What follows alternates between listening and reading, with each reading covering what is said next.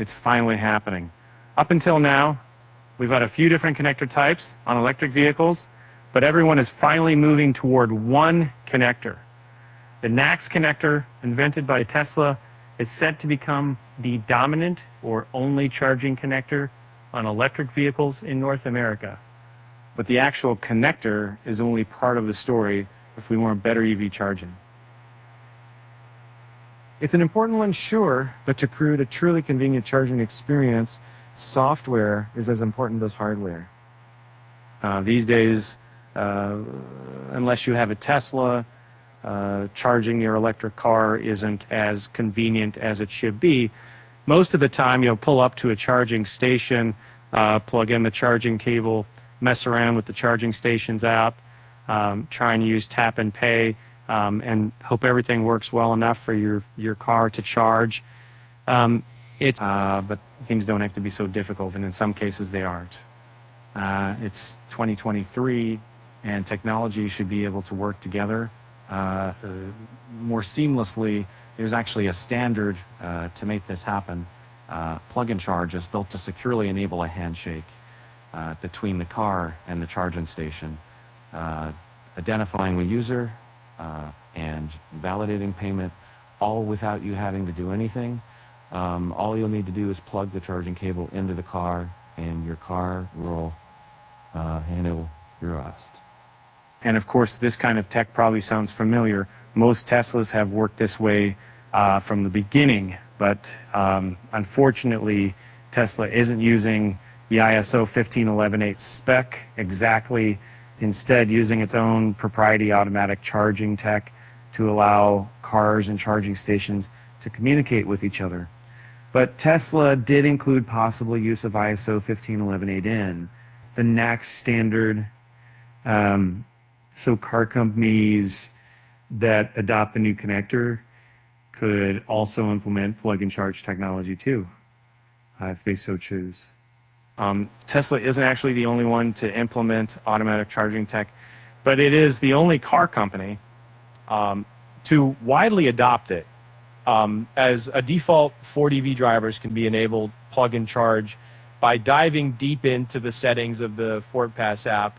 And when they do, it'll only work with certain charging stations. So convenient accomplishment with last animals. It's important to note that plug and charge isn't actually required in the switch to NACS. It's included as an option in the standard, but that doesn't mean the car manufacturers have to enable it.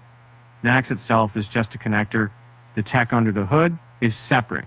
The transition to NACS shouldn't impact the adoption of plug and charge, said an Electrify America representative in an email to Digital Trends.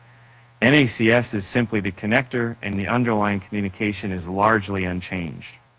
Car companies actually could have adopted plug and charge in their combine charging system electric vehicles, but for the most part they didn't.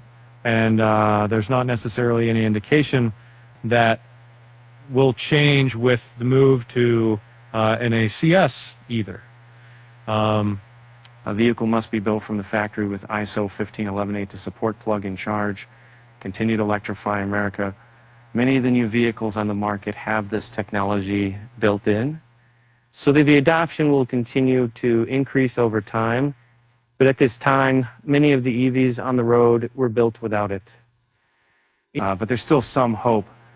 Tesla's charging stations have long been associated with simple, convenient charging, and soon non-Tesla cars will be able to charge at those stations en masse. Tesla superchargers are so deeply based on plug and charge that they don't even have payment terminals built into them. You'll set up a payment method in 7, the Tesla app, and just use plug and charge to charge after that. It's not just up to car manufacturers to implement plug and charge. It's also up to charging networks. Clearly, Tesla already has the tech nailed down, but thankfully, maybe some others do too. Electrify America adopted the tech in 2020 for cars that support it. However, the likes of ChargePoint aren't on board just yet. Plug and charge isn't necessarily the perfect charging standard that some might hope, and there are reasons why. ChargePoint, for example, has yet to adopt the standard. ChargePoint argues that Plug and Charge unnecessarily inserts a middleman into the payment process of EV charging, introducing unnecessary security risks. Additionally, ChargePoint says that Plug and Charge gives too much power to utilities to set pricing, instead of the operators of the chargers who, for example, might be business owners who want to offer free charging to employees. Now we reach out to ChargePoint for comment, and we'll update this article when we hear back. Regardless of the downsides, however, it's clear that we need a better, more convenient charging solution to be widely adopted, and there aren't really many alternatives. Charging has the potential to be way more convenient than pumping gas ever has been, and that comes entirely down to how payments are handled.